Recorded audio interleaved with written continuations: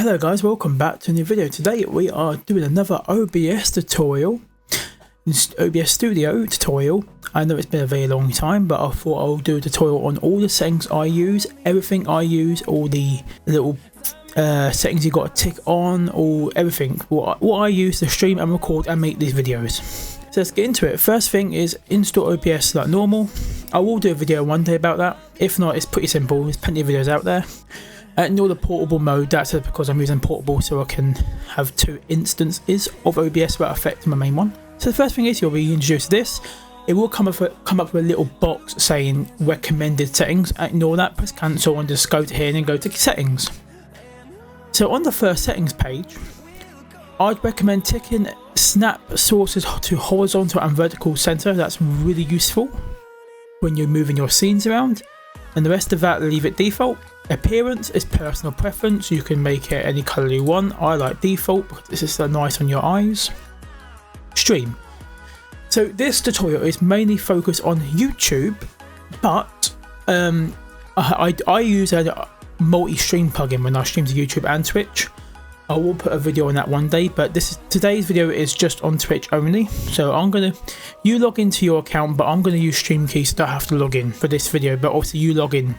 On this page you'll put your stream key. Well, it's pretty easy to find. Just go on your dashboard, and the only main thing you got to tick in here is tick ignore streaming service limit recommendations. If not, you won't be able to use the bitrate we're going to use, and I'll talk about more in a minute. On this page, just done. Now we go to output. You want to change the output mode to advanced. I'm using nvenc h.264, and all of these things you want to leave the default. Unless you use Twitch VOD, but that's not for this tutorial, don't need to talk about that. Rate control has to be constant bitrate for streaming on Twitch and YouTube anyway.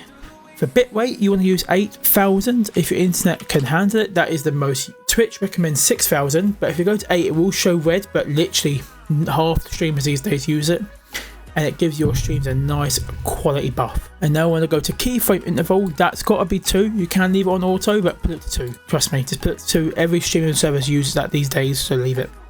Preset, I personally use P2. I found it works good on my system without impacting my game, and I can still stream and get decent quality. Tuning, high quality. There's no reason to do this when you're streaming. There's literally no difference. You're just causing lower quality for like millisecond response time, what you don't need. And to be honest, most of the time it don't work. Most of the time these days at Twitch, it's 2 millisecond response time anyway. Multipass, I use single pass. Multipass mode, it's where it's say upscaling your quality. You don't need it, just use single pass unless you're recording like movie, you want every little tiny detail. But single pass, it's the same thing. Profile, you want high. But in my personal opinion, look ahead, you want to turn that off. It uses too much resources and you don't need it. Adaptive, this one used to be called psycho visual tuning, as I'll show you here. Leave this one ticked. It helps a little bit with the bit rates on the video cards when you're streaming. Just leave it on. B frames, you want 2. Oh, my bad. And that's it for the streaming. So for the recording tab, you want to record in MKV. Video coder, you want nvenc h.264. Audio tracks, you want 1, 2 and 3, and I'll show you why in a minute. Audio encoder, leave it default. But recording, you want rate control, you want it to constant QP, what used to be called CQP, and I use a value of 25. It gets me between 40 megabits to 70 megabits range on 1080p, and it can go to like 6000 when it don't need to be. That's a sweet spot for 1080p content. Beautiful, just go 25. But for recording, keyframe intervals, you want it on 0 because it's recording. You're not streaming, you're not sending it out, you're just recording, so leave it on 0. Preset, again, number 2. Tuning mode, high quality. Single pass again, and untick look ahead, and then leave everything else how it is. Audio tab, you want each one of these to 320. If you don't, what are you doing? Even for streaming, it works totally fine, and you want the highest quality you can.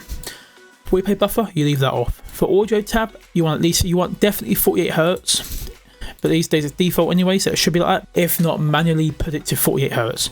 And for desktop audio default, might default, these ones you can come back to, and the rest of this leave it default. Video tab, you want your base canvas to whatever it is. Most people are 1080p. And this video is on 1080p as well, so you want to put this to 1080p, you want to put your max frame rate. My frame rate's going to be 60, so I'm going to put it to 60. Then for hotkeys, you leave blank. Accessibility, your personal preference. Then for the advanced, you've got to have process priority on high. Another thing is recording MKV. You want to enable. You want to tick this box. Automatically redux to MP4, so you can put it in a software like Adobe, CapCut, whatever. And then that's about it. You want to press apply here. That's all set. Now to say I want to add. That's about it. Another thing you want to do as well for the audio part, you want to go to here, advanced properties. So for mic and desktop, you want track 1 both. That's your streaming track. Then for recording, you want to uncheck all of these, but then want to recheck desktop audio to number 2, and you want to put your mic to number 3. So recording will always be 1 and 1 as well, but streaming obviously you've got to have 1 track. Then for recording, you have them both together, mic and desktop, and it has it separated. So if you want to edit it differently, you can. You want to press close, and then that's about it. After that, you can add a few scenes, press record, go live. Just say I want to add a photo quickly. I'll back in 1 second. There we go. I've added this photo from my recent video. Go and check it out. Link will be in the description. If not, go and find it on the channel. And that's simple. You can go live, put your webcam, lay it out. Make sure you just put at the bottom what you want to be at the bottom. So if this was a face cam above the desktop, maybe unhide it. I can just put it there, and then people will just see that there, and then they'll see this behind. But if you want to play a game, make sure you use game capture. That's about it for all the settings. If you want to know any more about OBS or any more tutorials out there, let me know in the comments down below. Yo guys, go and check out my new website in the link in the description. We've got everything you want to know about me. We've got the website trailer that came out a couple of days ago. You've got my social media links. You can go to about me. You can see a bit about me. This is going to be changed. This is a really old photo. It's a bit of history about me, a bit of me, what that I do. You've got all my social media pages. You've got some of the top videos I like on my channel. You've got the brands and sponsorships if I ever do have any. And you've got the downloads to my GitHub. And you can go to GitHub and get some 5M assets. And this website is always going to be improved. It was made by Joshua Davis UK. And yeah, thanks so much for watching, and see you all later. PS 180 gang. If you are feeling lucky, press the red button above and you will see it turn gray.